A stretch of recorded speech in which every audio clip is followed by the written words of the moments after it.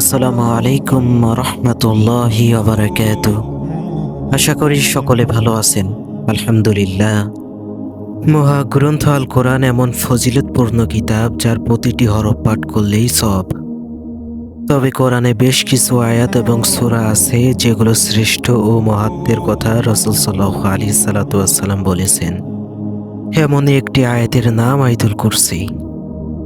আয়াতটিকে রাসূল সাল্লাল্লাহু আলাইহি সাল্লাম কোরআনের শ্রেষ্ঠ আয়াত হিসেবে বর্ণনা করেছেন। পবিত্র কোরআনের দ্বিতীয় সূরা সূরা বাকারার 255 নম্বর আয়াত আয়াতুল কুরসি নামে পরিচিত।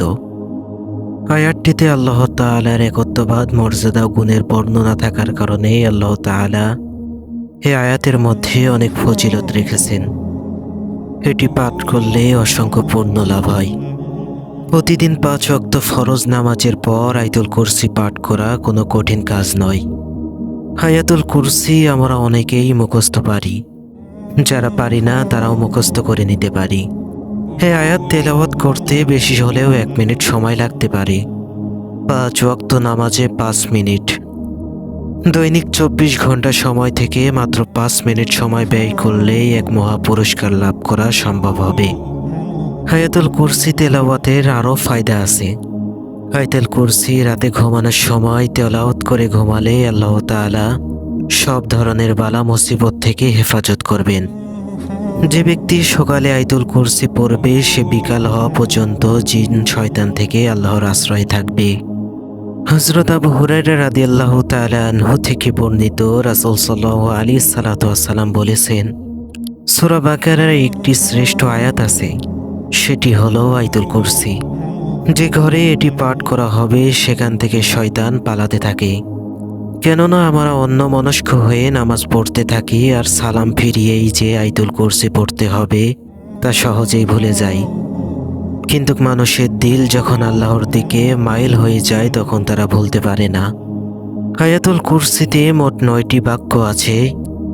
প্রথম বাক্যের সঙ্গে নবম বাক্য, দ্বিতীয় বাক্যের সঙ্গে অষ্টম বাক্য, তৃতীয় বাক্যের সঙ্গে সপ্তম বাক্য এবং চতুর্থ বাক্যের সঙ্গে ষষ্ঠ বাক্যের আলোকিত মিল। বাদ পড়ে শুধু পঞ্চম বাক্য, সেটি মাঝ থেকে কি সুন্দরভাবে তার অর্থ অবস্থানকে অর্থবহ করে তোলে। হযরত আবু উমামা রাদিয়াল্লাহু তাআলা আনহু থেকে বর্ণিত, তিনি বলেন, রাসূল সাল্লাল্লাহু আলাইহি সাল্লাম বলেছেন, যে ব্যক্তি প্রতি ফরজ নামাজ শেষ করে আয়াতুল কুরসি পড়ে তার জান্নাতে প্রবেশ করতে মৃত্যু ছাড়া কোনো কিছু বাধা হবে না। হযরত আবু যর জুনদুব ইবনে জানাদা রাদিয়াল্লাহু তাআলা আনহু থেকে বর্ণিত, তিনি বলেন, আমি রাসূল সাল্লাল্লাহু আলাইহি সাল্লামকে জিজ্ঞেস করেছিলাম, হে আল্লাহর রাসূল সাল্লাল্লাহু আলাইহি সাল্লাম, আপনার প্রতি সবচেয়ে মর্যাদা সম্পন্ন কোন আয়াতটি নাজিল হয়েছে? রাসূল সাল্লাল্লাহু আলাইহি সাল্লাম বলেছিলেন, আয়াতুল কুরসি। তবে কেউ যদি প্রত্যেক নামাজের পর তা পাঠ করতে না পারে তাহলে অন্তত ফজরের নামাজের পর এবং মাগরিবের নামাজের পর পাঠ করবে। আশা করা যায় এর মাধ্যমে আল্লাহ তাআলা পুরো রাত এবং পুরো দিন পাঠকারীকে যাবতীয় বিপদ আপদ থেকে নিরাপদ রাখবেন। আল্লাহ সবাইকে তার রহমতের ছায়ায় আশ্রয় দান করুন। আমিন।